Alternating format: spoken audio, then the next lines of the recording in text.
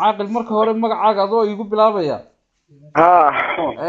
waxaad ka warantaa xaaladda guud ee baldeegaanka aad ku sugan tahay. magacaygu waa Ibrahim Cusmaan Ducaali. waxa weeye waxaan joogaa meesha la yiraahdo tuulada ceel la helay oo ka tirsan degmada Luqaya. xalay xilli 9kii meelaha ugu fiid hortiila 9kii meelaha 8 bay noo timid ciidan baan soo galay.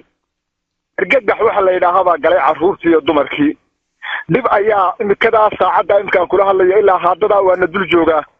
waxaan nagu yiri waxa la wada diiwaan gelin wax la yiraahdo. goobta tani aan joogno waa laga diiwaan galay oo mar hore waxa noo timid dawladda qolo wasaaradda dawladda noo timid waxaana yiri meeshani way xiran tahay hadda lama furayo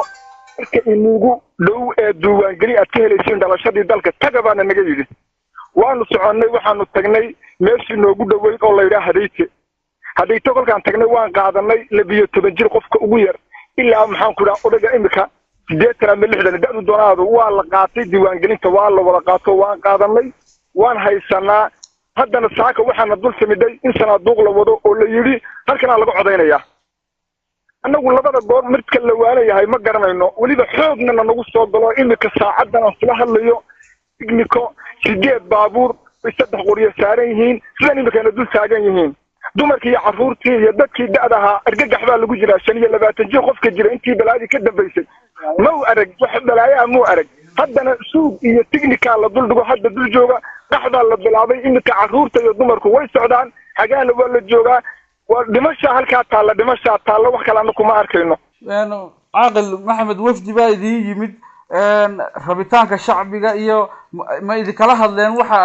ay u socdeen. way noo soo mareen waxaana soo martay wafdi baana martay halkan ay nagu martay waxba ina weydiiyeen waan u sheegnay waxaan rabnay waxaan nidhi dadku waa diiwaan galay halkan loogama baahno waxa weeye cid noo hadhay ma jirto baan ka nidhi. mar haddaad sidaa ku tiraahdeen maxaa qaldamay fariintiini miyaynan geynin xagga xukuumadda maynan u geynin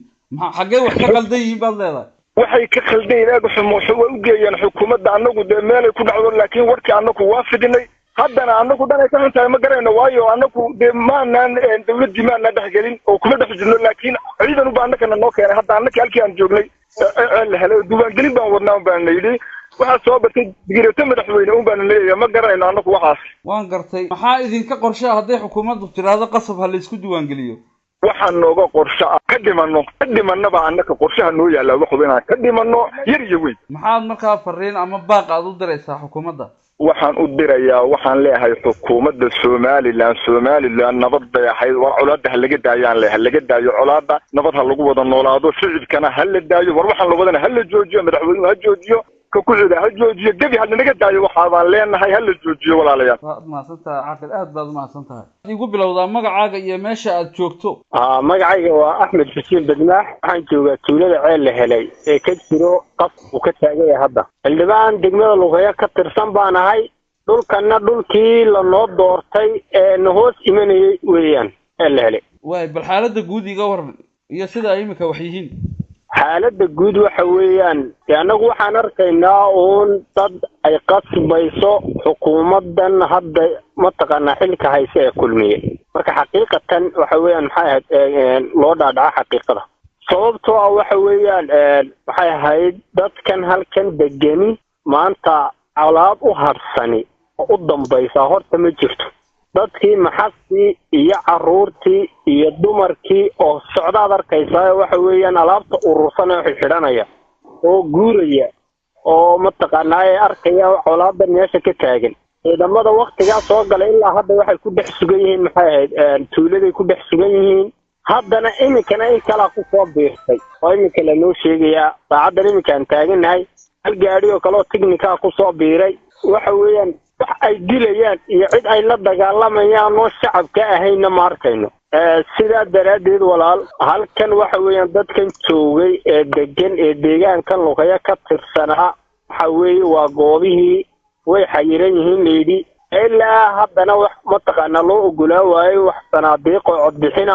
daraaddeed dadka waanu guranay oo waxaanu guranay iyagoo nin walba uu jeebkiisa iyo ridiisa iyo waxba isticmaalay in mataqaanaa degmadii Luqaya ay ka food galaan mataqaanaa ka qaataan diiwaangelinta. xildhibaan dadku maxay ka qaxayaan saasaan colaadeed baa jirta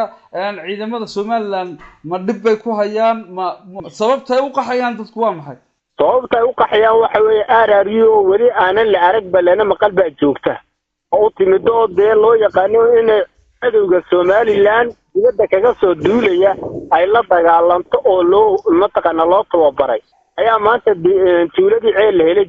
taagan sidaa daraadeed waanu ognahay in wasiir dawladda arrimaha gudaha uu ku qudbadeeyay in mataqaanaa ay ku marinayaan xoog laguna geyn doono maxay mataqaanaa wixii